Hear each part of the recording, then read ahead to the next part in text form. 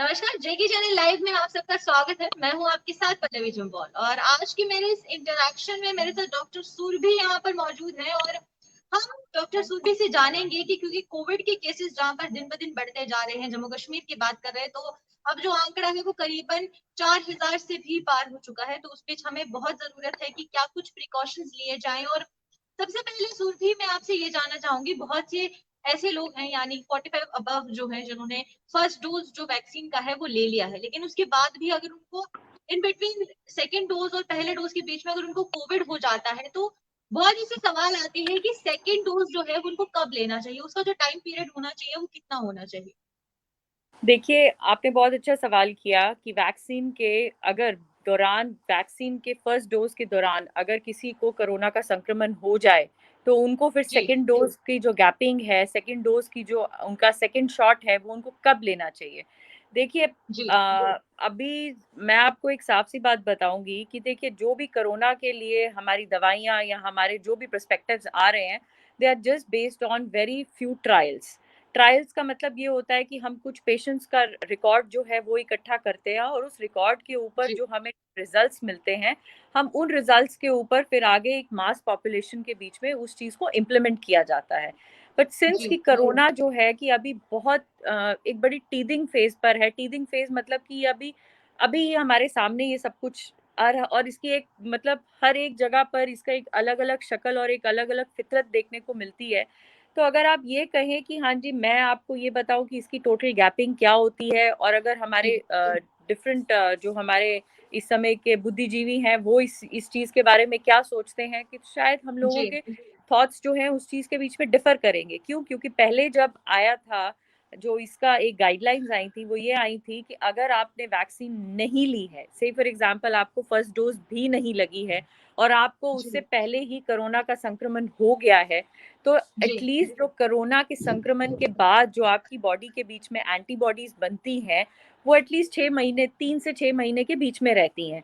लेकिन जी फिर भी जो भी लोग थे, उन्होंने 3 महीने के बाद एक कोरोना संक्रमण जो मतलब जिन्होंने कोई वैक्सीन नहीं ली थी, ये मैं उनके बारे में बोल रही हूँ।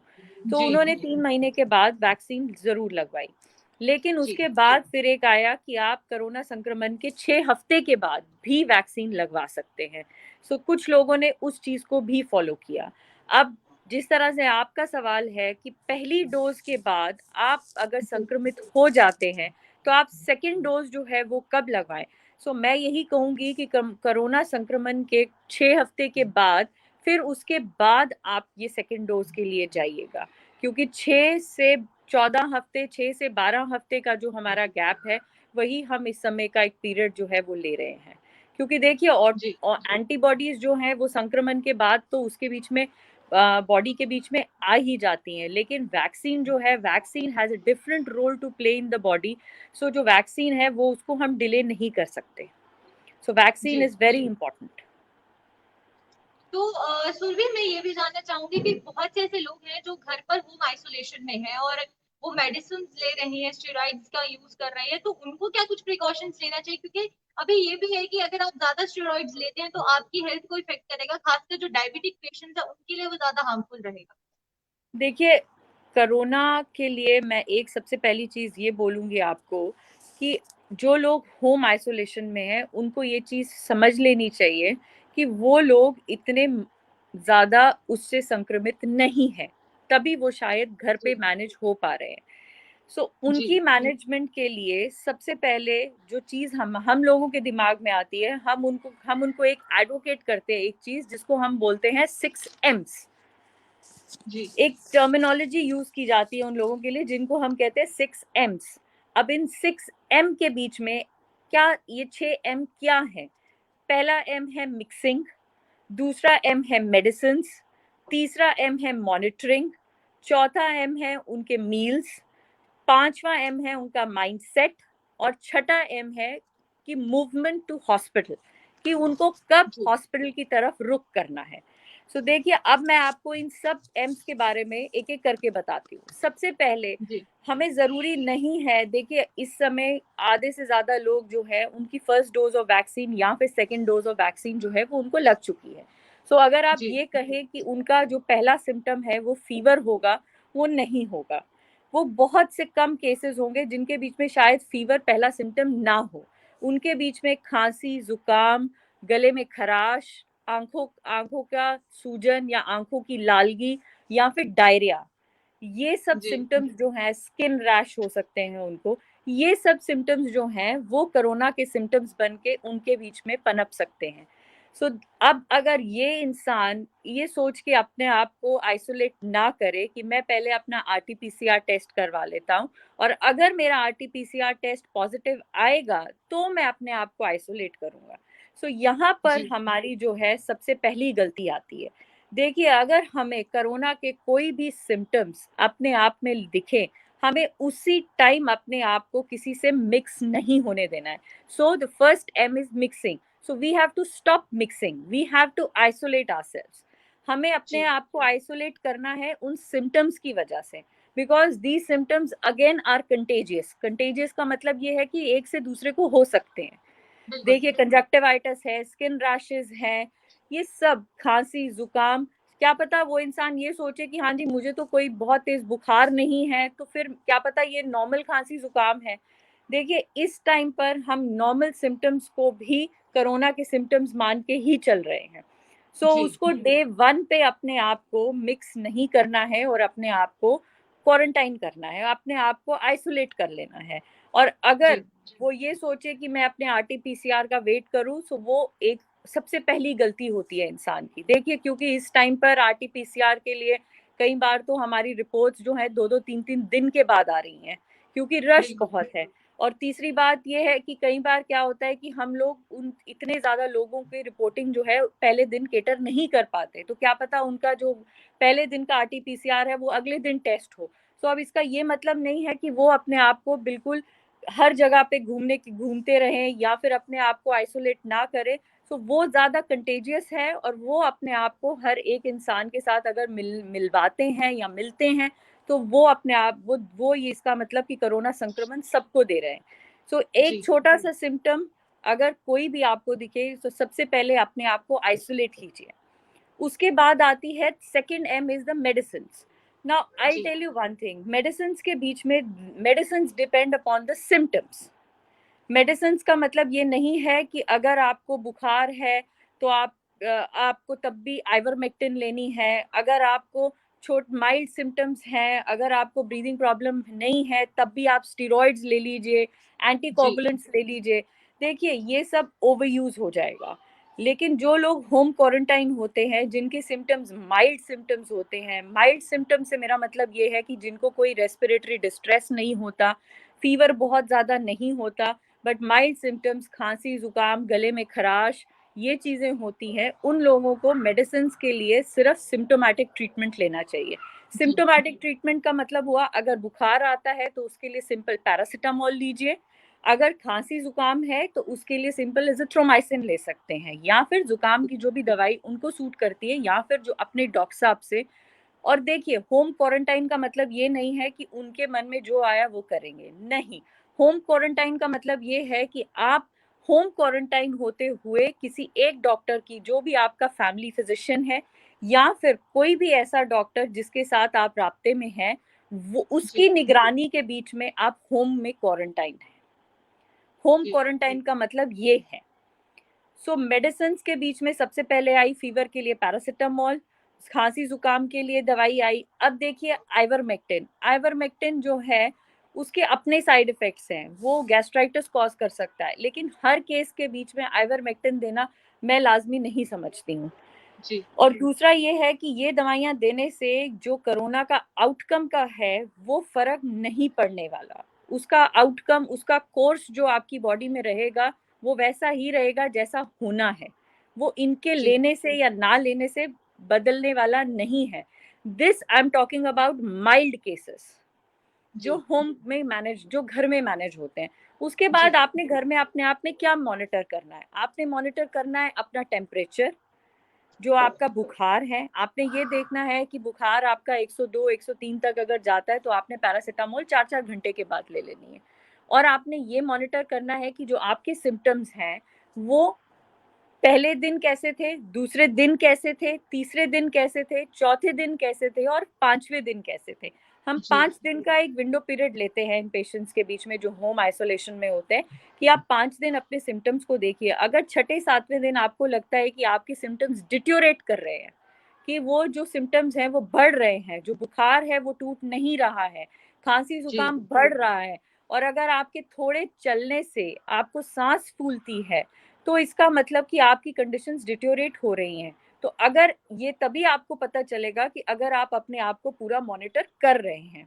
अब रही बात, अब आता है कि हमारी ऑक्सीजन सैचुरेशन के लिए हमारे पास पल्स ऑक्सीमीटर्स हैं, जो कि हम अपनी पहली उंगली के बीच में, जिसको हम अपनी इंडेक्स फिंगर है यूजुअली, इसके बीच में, उस ऑक्सीमीटर के बीच में अपनी उंगली को डाल के तो अपनी पल्स और अपना ऑक्सीजन सैचुरेशन लेवल चेक करते हैं, अपने ऑक्सीजन जी लेवल्स चेक करते हैं। देखिए 94, 92, 94 तक अगर आपकी ऑक्सीजन लेवल्स घर पर रह रहे हैं तो आपको वरी नहीं करना है। लेकिन अगर आपको लगता है कि आपके ऑक्सीजन लेवल्स जो हैं वो 90 से डिप कर रहे हैं, तो फिर आपके जी लिए वरीसम ज़रूर है। लेकिन अगर वो ऑक्सीजन लेवल्स 90 से डिप कर रहे हैं, तो पहले आपको ये नहीं करना है कि आपको उसी time you have to rush to the hospital. No, first of all try to exercise, try to do chest exercises, chest physiotherapy exercises होती है, जिनको हम प्रोनिंग एक्सरसाइजेस बोलते हैं। प्रोनिंग जी एक्सरसाइजेस का मतलब ये है कि हमें सर के बल, हमें उल्टा लेटना है, पेट के बल लेटना है। सर के बल ऐसे नहीं, बल्कि पेट के बल, जिसके बीच में जो आपका फेस है, आपका जो मुंह है, वो बेड के ऊपर लगेगा, उसके ऊपर लेटना है। इसको हम प्रोन पोजीशन कहते हैं। प्रोन पोजीशन के बीच में लेट के, this is a proning, lying in a prone position, जिसको हम प्रोनिंग एक्सरसाइजेस बोलते हैं। ये हमारी ब्रीदिंग को थोड़ा इम्प्रूव करता है।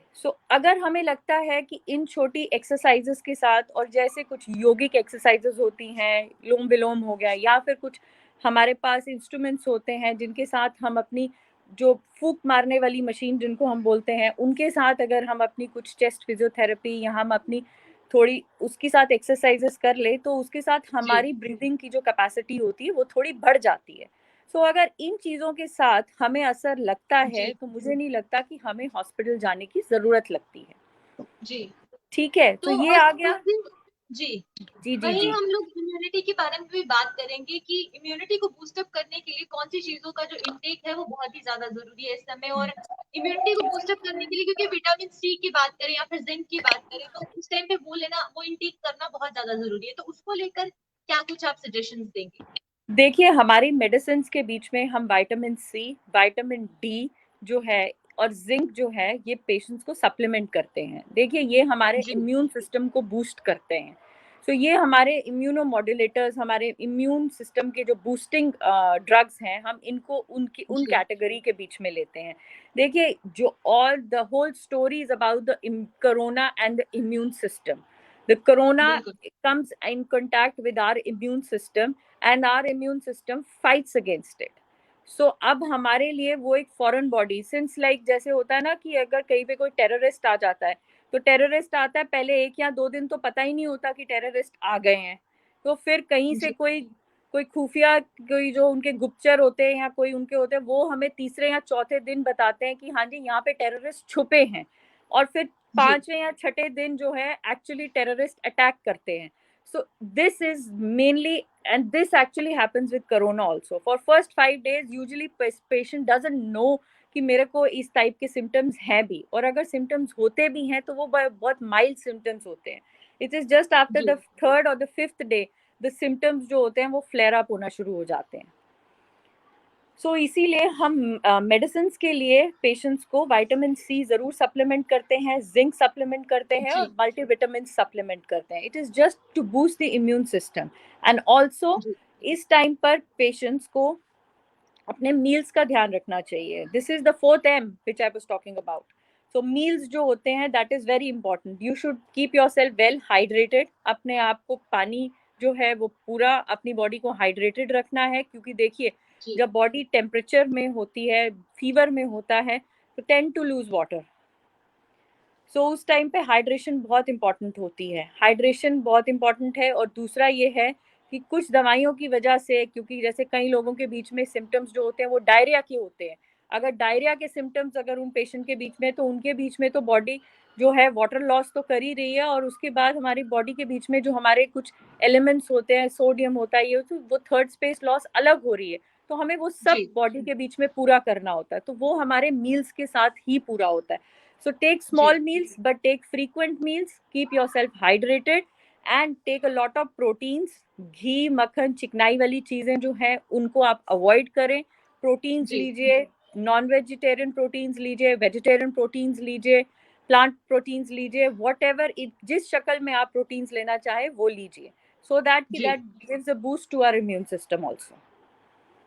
चलिए, बहुत बहुत शुक्रिया सुरभि आपका हमारे इस पूरे प्रोग्राम में जुड़ने के लिए, और जो भी व्यूअर्स हमारे साथ जुड़े थे उनका भी बहुत बहुत शुक्रिया कि आपने कमेंट्स किए, और साथ ही साथ इस कन्वर्सेशन में जो चीजें भी प्रिकॉशंस बताए, साथ ही साथ इम्यून सिस्टम को किस तरीके से बूस्ट अप करना उसके बारे में भी सुरभि ने बताया. तो Surabhi, thank you so much for being a part of this conversation. And इसी तरीके से हम आपको और भी सुरभि, जाते जाते हम एक सवाल लेंगे. सारिका शर्मा हमारे साथ यहाँ पर ज्वाइन किए, उनका सवाल है कि डोलो लेना, क्योंकि टेम्परेचर अगर 100 है तो क्या डोलो मेडिसिन लेना उसमें कंपैटिबल है कि नहीं?